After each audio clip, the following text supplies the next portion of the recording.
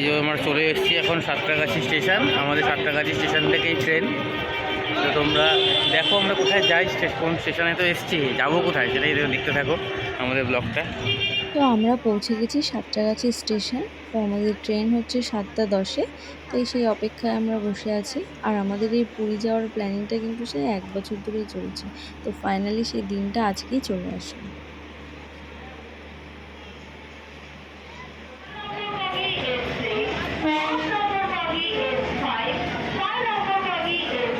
আমাদের ট্রেন চলে এসেছে, এবার আমরা উঠে যাবো ট্রেনে। ট্রেনে উঠে বাকি কথা হবে। জগন্নাথ এক্সপ্রেসে, জগন্নাথ এক্সপ্রেস তো জগন্নাথ এক্সপ্রেসে ট্রেনে উঠে গেছি। তো আমাদের ট্রেন ছেড়েও দিয়েছে।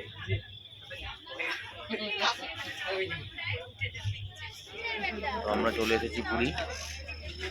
সঠিক সময়ে আমাদের ট্রেন ভোর 4:35-এ পৌঁছে গেছে। চলো। কি গো, কি করছো, চা খাচ্ছ নাকি? হ্যাঁ, এই যে সকালবেলা চা খাচ্ছি আর দেখো সমুদ্রের ঢেউ দেখছি।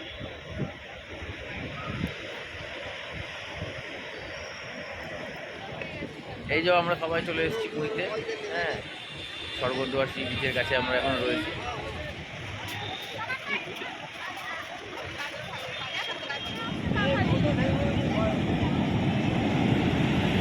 সবার মধ্যেই আছে। ওদের ওদের পেটের টানে যাচ্ছে।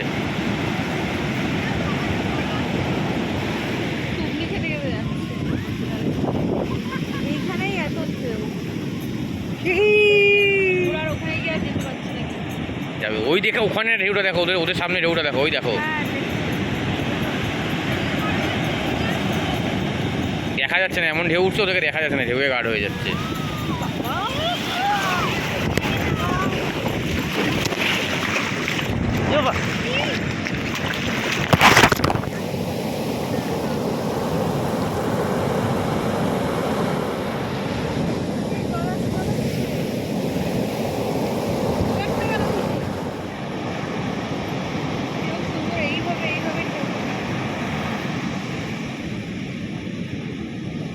সকালে সমুদ্র সৈকতে কিছুক্ষণ কাটিয়ে চলে গেছি আমরা হোটেলে। হোটেল থেকে আবার বেরিয়ে এসেছি, এখন যাচ্ছি স্নানের উদ্দেশ্যে।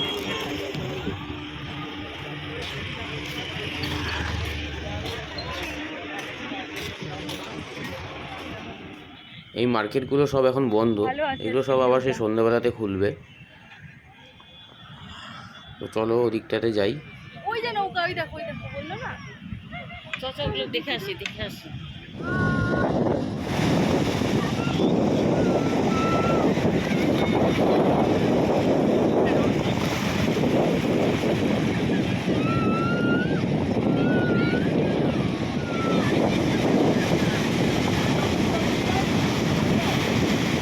দেখতে যায় না।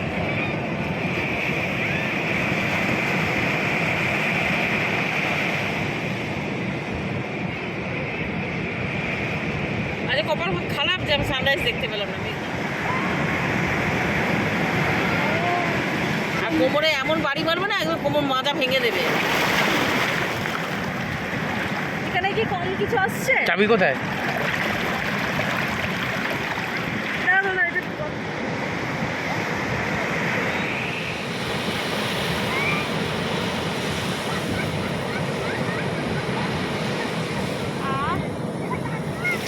সমুদ্র স্নান সেরে নিয়ে চলে এসেছি জগন্নাথ দর্শনে।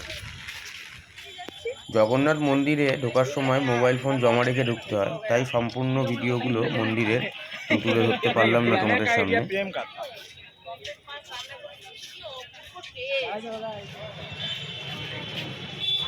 দেখো এই জায়গাটাকে কি সুন্দর এঁকেছে, সামনে রথযাত্রা যেহেতু তাই জন্য এত সুন্দর করে সাজাচ্ছে। এখানে রথ বাঁধার কাজ একদম তুঙ্গে, কাজ চলছে। তো প্রথম দিনটা পুরীতে আমাদের এইভাবেই কাটলো। এরপরে চলে গেছিলাম আমরা হোটেলে রেস্ট নিতে।